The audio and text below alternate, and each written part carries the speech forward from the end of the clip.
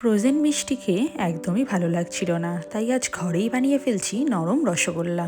আজ শনিবার, সকাল থেকেই আকাশটা মেঘলা, আর এমন দিনে মনটা খুব মিষ্টি মিষ্টি করছিল। দুপুরে খাওয়া দাওয়া শেষ করে হঠাৎই মনে হলো অনেক দিন মিষ্টি খাওয়া হয়নি। এখানে ইন্ডিয়ান আর বাংলাদেশি দোকানে মিষ্টি পাওয়া গেলেও বেশিরভাগই ফ্রোজেন, আর সেই অতিরিক্ত মিষ্টির স্বাদটা আমার একদমই ভালো লাগে না। তাই ভাবলাম আজ নিজের হাতেই বানিয়ে ফেলি।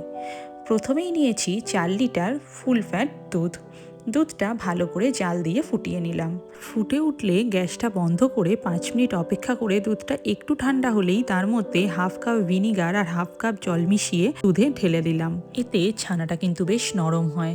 ছানাটা আলাদা হয়ে গেলে পরিষ্কার জল দিয়ে ছানাটাকে ভালো করে ধুয়ে নেব, যাতে ছানার ভেতর কোনো টক ভাব না থাকে। এরপর একটা সুতির কাপড়ে বেঁধে ভারী কিছু দিয়ে চাপা দিয়ে রাখবো, যেন বাড়তি জলটা ঝরে যায়।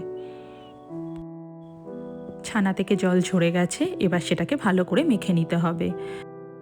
যেহেতু আমি 4 লিটার দুধের ছানা বানিয়েছি, ছানাটা অনেকটাই বেশি হয়েছে, তাই এতটা ছানা একবারে মাখা সম্ভব না বলে দুটো ভাগে ভাগ করে নিলাম। হাতের তালু দিয়ে মাখতে মাখতে ছানাটা একটু নরম হলে 5 মিনিট পর তার মধ্যে সামান্য ময়দা দিয়ে আবারও ছানাটা মাখতে থাকবো।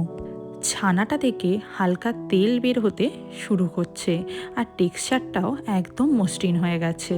ছানাটা থালা থেকে উঠে উঠে আসছে। দেখে তো মনে হচ্ছে ছানাটা মিষ্টি বানানোর জন্য তৈরি হয়ে গেছে। দুটো ডোকে একসাথে মিশিয়ে নিলাম। এবার ছানার ডো থেকে লেচি কেটে ছোট ছোট ছানার বল বানিয়ে নেব। এই যে দেখুন, আমার সবকটা ছানার বল রেডি হয়ে গেছে। এদিকে চিনির শিরাটা বানানোর জন্য 1 লিটার জলে আমি 500 গ্রাম মতন চিনি দিয়ে দেব। এবার হাই ফ্লেমে চিনিটা ভালো করে জলের সাথে মিশিয়ে ফুটিয়ে নিতে হবে। তার মধ্যে দিয়ে দিলাম কয়েকটা এলাচ। শিরা ফুটে উঠলে ছানার বলগুলো সাথে সাথে দিয়ে দিলাম। গ্যাসের ফ্লেম কিন্তু এই সময় হাই রাখতে হবে। প্রথম 15 মিনিট হাই ফ্লেমে ছানার বলগুলোকে ফুটিয়ে নেব। 15 মিনিট পর দেখলাম ছানার বলগুলো কিন্তু দেখুন বেশ বড় বড় হয়ে গেছে। আরও 10 মিনিট মিডিয়াম আঁচে ফুটিয়ে নেব। রসগোল্লাগুলো নামানোর আগে অবশ্যই খেয়াল রাখতে হবে যাতে চিনির শিরাটা ঘন না হয়ে যায়। যদি মনে হয় চিনির শিরাটা ঘন হয়ে গেছে, তাহলে অল্প অল্প করে গরম জল মিশিয়ে চিনির শিরাটাকে পাতলা করে নিতে হবে।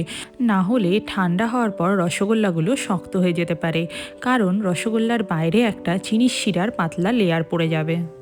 আপনারাও এভাবে একবার বাড়িতে বানিয়ে দেখতে পারেন, আশা করি ভালো লাগবে। রসগোল্লাগুলো কতটা নরম হয়েছে তারা আপনাদের একটা ভেঙে দেখাই। ভিডিওটা কেমন লাগলো জানাতে ভুলবেন না। ভিডিওটা তাহলে এখানেই শেষ করছি। টাটা।